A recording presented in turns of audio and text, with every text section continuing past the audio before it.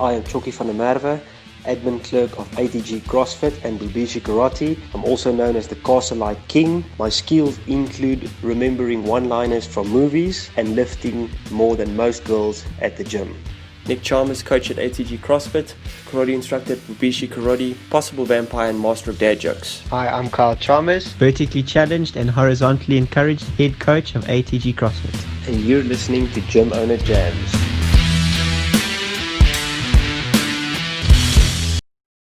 Welcome to our 6th episode of Gym Owner Jams. As you can see, we have a different setting this week. We decided to bring it into the gym as employees are allowed to go back to work. We are joined by one of our members, Jonathan Morecom. Jonathan started his own podcast, the Not ATG podcast. Jonathan, we're curious to know why you think yours is better than ours. Well, first of all, I just wanted to thank you for this unprompted invite to your podcast. I don't know, but my podcast hasn't taken off just yet, but I got star guests lined up. Send their people emails, so they just have to get back to me. It's been about a month, but I'm suspecting Matt to reply anytime soon. And then one thing to the next, I think becoming a CrossFit influencer. I mean, as things are going, CrossFit Games 2022 could be on the cards, you know? Jono, I've realized that you want to be an influencer, but you can't influence your own wife to train on a regular basis. I do give her a workout most nights.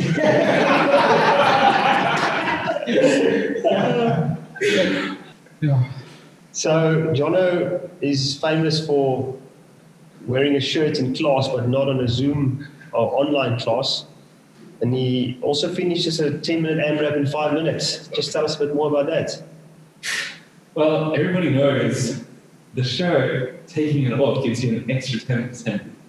So, I'm just giving Striker some advice, who's in the background. Do it shirtless today, okay? You won't come out on top.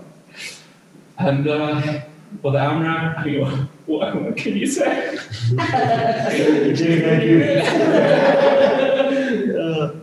So for those of you that don't know, we are doing an ATG Winter Games competition, in-house competition for the month of June. So we're starting it off in week 1 with a little throwdown between myself and Striker. Winter is coming. You know, we've been in many teams together, but I always had to carry this guy to competitions. And finally we can see who is really the best. So it's been a frustrating thing. I know what you talk about, Jono. I'm also quite popular for finishing AMRAPs faster than others. But on a more serious note, maybe just tell us, well, what do you do for a living and how's your normal day-to-day been affected by all of this? Sure.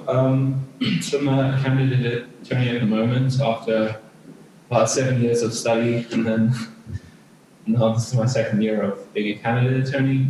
So that's what I do during the day. I'm passionate about it, so Do you still go? You don't go into the office? No, I work. Because I work for the University of Johannesburg, Okay. and obviously all the campuses are closed down at the moment. I think they're only going to open under stage 2 or maybe even 1. So you guys do pro bono work? Pro bono, That's what you do at UJA, I think. Yeah. That's what I remember. So you assist people that can't pay for legal fees and that sort of thing.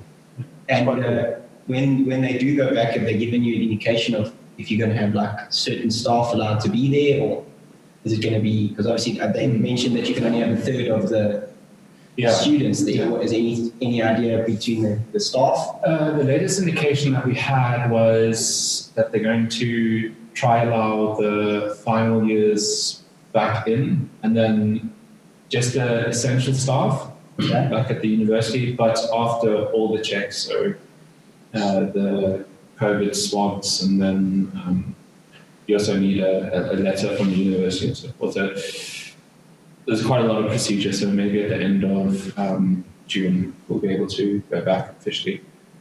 But I have been keeping myself busy. I mean, amongst my many skills, I built a swing yesterday with my little sister. Thanks for doing that. Gee whiz. It's pretty awesome. It gets height. And, if anybody needs a woodworker, I only charge about $500 an hour. You're gonna have to provide all the material. And fix it when you've done it. Yeah, but you can see, I'm actually pretty bored at the moment, to be honest with you. So I'm curious to know, how you build a swing over a Zoom call for someone? Shouldn't you be at your own house? I'm not going to comment on that. So you don't seem too interested or excited about this Canada attorney thing. What is the 5-year plan for Jono across the games? Well, I'm still waiting for an invite from the coach. Because this place pays the bills. These guys are outside of the Ferrari. John, what you're going to realize is that there's like an English coach quota in this place. And it's currently being filled by 3 of us. May Afrikaans is so Yeah, so I mean, we need to fire the Canadian if we want to hire you. It's going to be a tough one because he's more handsome than the GQ models. He has been living in the forest though for a few weeks, so he's lost a bit of that Mike Sheen. So we're going to have to see if we can make a transformation. We're going to have to do like a change of clothing montage and see if that works for him. And John, other than training and candidates training, what else do you do? As I know you want to bring it up. It's the thing that you mentioned, more than people that do CrossFit say it, and there's another thing that you do that they say it to you all the time. Aren't you a vegetarian? Oh yes, I am a vegetarian. I do like to bring that up. Can you specify though, a vegetarian or a vegan? No. I'm a vegetarian just because I'm a coward.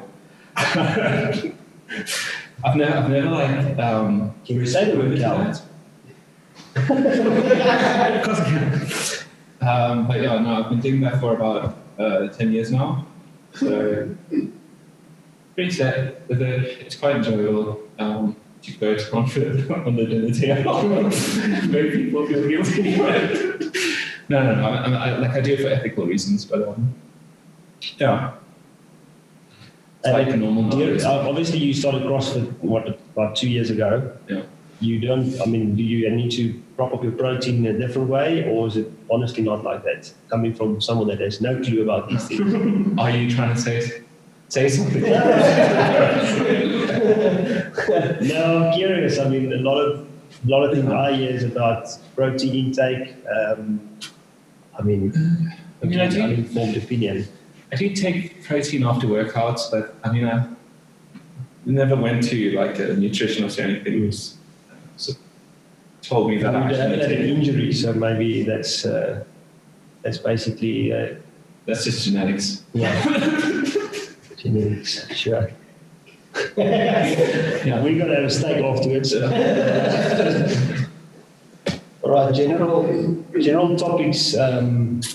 Obviously, we're in level 3, so about everyone can go to work except for the gym folk. All of us sitting here, so we're just stuck.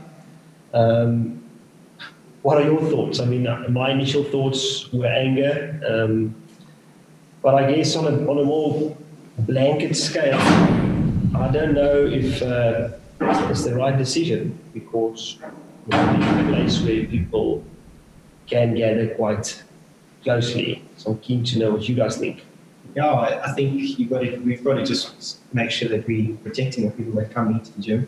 I mean, that's obviously the goal. But you got to just, like you said, the initial thought was anger, and we really wanted to open, we really wanted to be the place that people come to. But what can you do? You have to get yourself in order. I think we're doing what we can at the moment. And when we do open, hopefully the floodgates open and we get lots of members back. I think, in terms of this type of thing, it's always tricky because there's transition no matter when it happens. it's going to be a tough transition for all of us. You know, who's going to be keen to come rushing back into the gym to train on a regular basis? I'm sure there's going to be a few people that are going to be quite skeptical, you know, that maybe don't want to come out of their houses just yet, maybe want to wait for that initial rush to happen. So I think regardless, it's going to be a slow return to normality for us in any event. I think what's more important is that we start to prepare ourselves for what sort of precautions we need to take if and when we do open within the next couple of weeks, because, you know, we, like Carl says, we still need to protect our members and we still need to keep that as our number one priority. You know, we want the community back, but we can lose the community just as easily if we're not careful when we do come back. So I think it's nice for us to be eager, but we must be prepared. Yeah, I do agree with that. You know, I thought about it in the week is everyone wants to open, but you don't want to be the place that all of a sudden has 20 infections because you are neglecting some of the precautions. The other thing is, I mean, what are the precautions that you can take? Can you ask someone to train with a mask on? Those type of things, we're not sure yet. I mean, this is high intensity training. You might pass out with a mask on, but then on the other side, if you allow 6 people in a 200 square meter facility at a time, you know, is that enough space? And I think all of these things are relatively new. But having said that, a lot of other industries are allowed to make those rules for themselves. You know, I mean, the travel industry, transport, flights can go to full capacity. There is no 1.5 meter distancing there. So what are they doing? So it's a bit of a catch-22. You know, someone's telling you can't open, but the logic is not always there. And from a member's perspective, John, what are your thoughts when we do open? Is it something that you are keen to get back into, or are you going to be a bit tentative to come in here with a whole bunch of people? And what are your thoughts? Yeah. I don't know if my view represents the majority view or anything like that. I've been really enjoying the Zoom online classes, like having that consistency, you know, every evening or second evening during a class is fantastic. And personally, I wouldn't mind, you know, carrying on with that for another month or 2 until the gym kind of starts opening up again. I would definitely come back. You know, first day open, depending on how, you know, you're not going to have 30 people in a class or whatever, like there will still be those kind of regulations put into place, like 5 people a class or maybe on the field more often or something like that. I'm just regretting that I can't take my shirt off in the first few weeks. I've been working on this body real hard.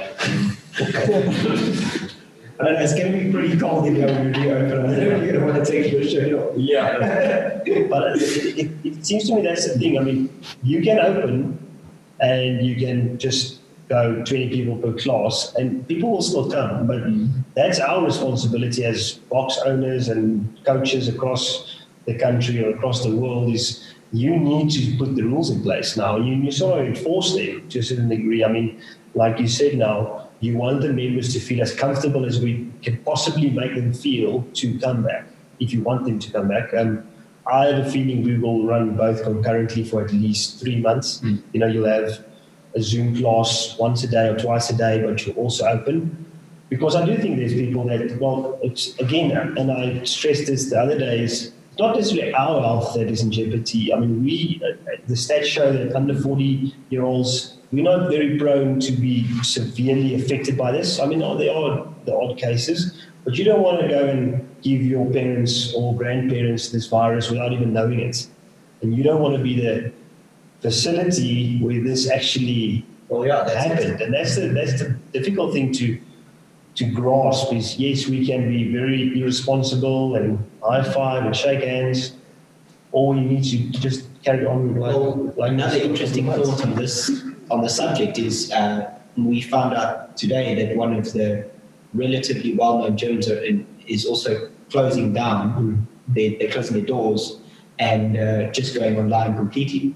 So it'll be interesting to see how that affects people. If those members now go and join another gym for the interaction, or if they stay with their gym, So all this stuff is it's a waiting game to see what happens. I mean, if we look at our general member base, a lot of those people that were very active in the beginning of the online services and things like that are very socially inclined, you would say that. So they wanted to keep interacting with those people, and they've slowly started to taper off and less classes and things like that because it's not as much of an interaction as it would be in a place like this. And I'm interested to see in another gym or in our gym anyway, to see what the difference is when people come back. If those people that are very social come back, and if those people that are here for training more than the actual interaction stay on the online idea, it'll be quite cool to see. There is another side to this coin where obviously we don't want to live in fear, and we don't want to let that make us hesitant because we believe in what we do, and if we can cover the precautions, the quicker we get back in realistically, the quicker we can get back to doing what we've done best. But internationally, there's been mixed feelings about this. If you look at some of the gyms in the States, obviously many gyms and here, people are petitioning to open because of income and because they want the gym to start operating as normal. But what some of the guys have been saying is that because of the amount of time we've been in lockdown, people's routines have completely changed. Their schedules have changed. They've restructured their work in such a way that they maybe don't have the same time availability as what they did before. Numerous people, including us, we've been speaking about how we've actually been working harder with longer hours during lockdown than we did previously, just because we don't have to travel anywhere, and just because your laptop and the internet is right in front of you, and it's easy for people to get hold of you. And like you said to me the other day, 8 o'clock at night, you're sitting at home and you quickly glance past your laptop and someone sends you a message. The first thing you do is you get stuck into that work and try to finish it. And the next minute you look, it's 9 o'clock at night and you're still working. And this will obviously change how people see coming into the gym as well. This is where it goes back to that point of doing the concurrent classes. We were doing some online and some live classes or classes that they come and travel for. We need to try and teach people how to get back into a safe and healthy routine. And I think that's going to be mission one for us. Also, I think that in terms of the open gym setup that we used to have, we had that open gym where it was open for people to come in and train when they want to. I believe that is probably going to fill up a lot more, or we might actually need to replace that open gym with actual classes from now on. I mean, the majority of people that I've spoken to, at least private clients that I've spoken to, it's the companies they work for are going in the direction of skeleton staff in the office. They will need to go in maybe once or twice a week. So that's definitely going to influence when they train and when they don't train. I think most of those people then would probably come here during the day to avoid traffic, things like that. So I think that's also not a headache, but that's also something we're going to have to work on when we do reopen. But it comes down to motivation as well.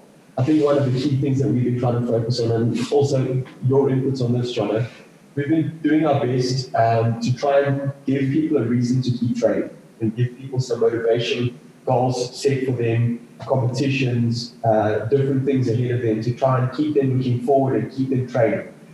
Is that something that you felt through the lockdown? Is that something that has come, into the forefront for you, or has it not really been an issue? You're happy to train either way? I think I was happy to train either way because, I really enjoy CrossFit. I really enjoy being part of the sport. So that's why I trained. It wasn't all the competitions and stuff like that. But for Sinead, for instance, when she was taking part in the competition and the points, and that kept her really motivated to go, and then she won. And that's you quit. I think a lot of people are feeling a bit not motivated because they don't have a set routine anymore. So they're not going to work 9 to 5, then coming to gym afterwards. And that is not set.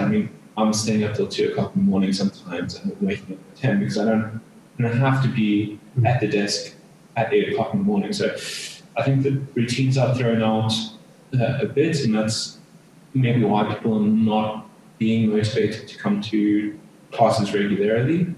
But do you maybe think that that's not necessarily, that it's kind of the way it is because of the uncertainty, because of the fact that if people had been notified earlier on that they weren't going back to work, do you think by now they would have settled into a more structured routine? Or do you think it is just because they're working from home? Indefinitely, if people are working from their home office or whatever, they will have to get themselves to do routine. You can't continue that way forever. Well, I mean, I was sort of a guinea pig for this. I initially thought 3 weeks. The first 3 weeks for me doing my regular job was sort of chaos because I didn't have any type of routine. We used to drink every night. You wake up at 8, you don't really know when you're starting.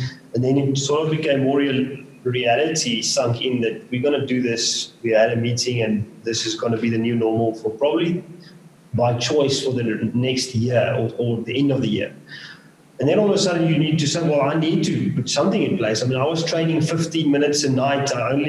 For some reason, I left it to 6:30, and then you need to finish before 7 because then the little one needs to go and take a bath or whatever.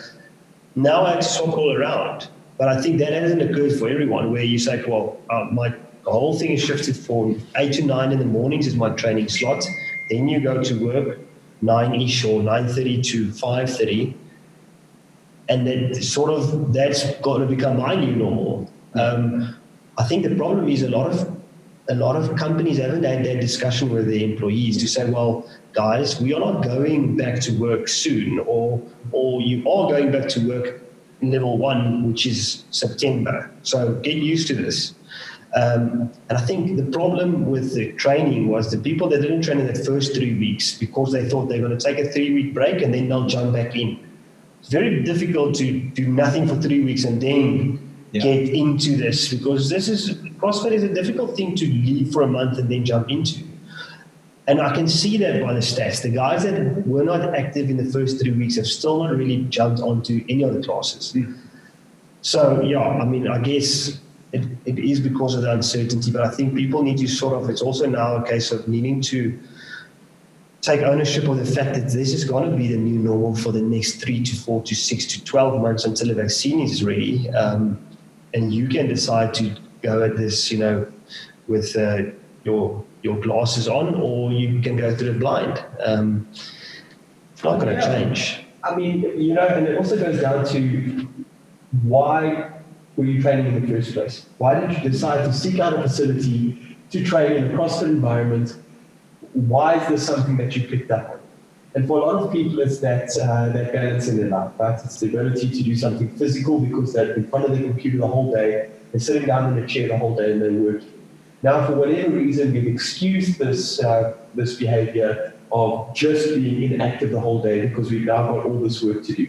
But productivity has got a lot to do with how efficient you can be during the day. That's very true. And a huge part of that is being physically active. All the studies will tell you about, the chemicals that are going through your body, and we don't have to get into it technically, but it makes such a big difference in your work life.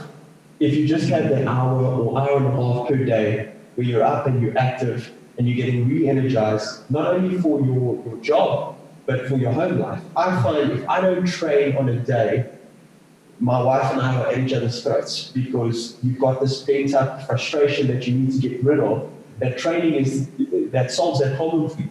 So it's that mental health aspect as well. So you've got to try and look at that balance. You've got to try and look and see there's never ever a time in your life where one thing must completely envelop your life, where one thing must completely take over what you're doing. And I think during this lockdown, because people have been so worried about losing income, this has taken over where people are just sitting not 9 to 5 anymore, 8 to 8, 8 to 9. And they're just working. And eventually I think that has to break, And you have to find time to say, right, because I'm keeping my own schedule, it's not negotiable between X time, this time is my training time. I think that's the responsible thing as an individual to do. Well, as you mentioned, there is the motivation to train. And I think this is, if you go and you do a little bit of research in the gyms around the world and things like that, especially CrossFit gyms, this is one of the things that's really a big fear for gym owners internationally, is the fact that CrossFit as a brand has built its its actual brand on the community and on the vibe and the things that people, and that's the thing, is that a lot of those people, in their opinion, have joined the gym for the social aspect and not necessarily to train and be fit and get healthy, and that's a byproduct. Yeah. Do you know what I mean? And I think that's something that's scaring a lot of gym owners, because now they now have to rely on that secondary, or that what they envisioned in the beginning as a secondary thing, which was the training, which was the nutrition, which was the providing extra service. Their gym can't do the work for them. And I think this is a big thing that a lot of gyms are scared of. So I think the way we really have to focus on not necessarily the community, because that's going to stay whether or not you wanted to. You know what I mean? Those people will come back if that's what they were here for. But it's more about those people, keeping them engaged so that they want to come back at the end. You know, if you can't provide them with community, how do you keep those people around? We're going to leave it there for today. I think there's some great points there. So we have our ATG Winter Games kicking off in about an hour's time. It's Thursday today. First rivalry is Chalky and Striker. Just keen to get some predictions out of the way. Well, you're both sitting right here, so we have to be very careful what we say. Striker's further away. I don't know if he can throw it down. But I think if it's anything to do with the high-level gymnastics, my money's on you.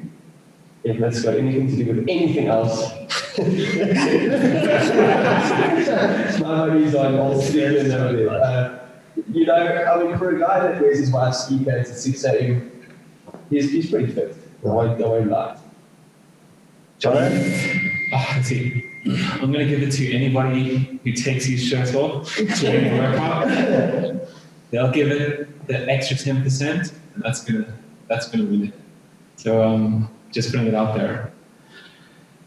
I think this is one in the forwards. I think it's one in the sidelines. I think you know the workout. I think one of the Striker might win the scrums, but if you get that ball out wide, no. Having written the workouts, if Striker doesn't win this workout, I'm very disappointed. Oh my goodness. We still believe in you. Yeah, no, but we still believe in you, Jocks. No, thanks, guys. I mean, luckily he's using a 30 kilogram dumbbell, and I'm only using a 15, so maybe that'll even it out. Thanks for listening. We're going to end this one off, as always, with Nick's legendary dad joke. Nick, take it away. You know, you guys are funny, but I got a confession to make. I'm a pretty funny guy myself. Alright guys, the dad joke for today, an oldie but a goodie. I'm reading a horror book in Braille. Something bad's going to happen, I can feel it.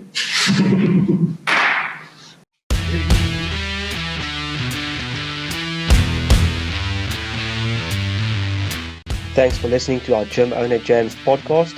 Keep an eye out for the next one coming soon.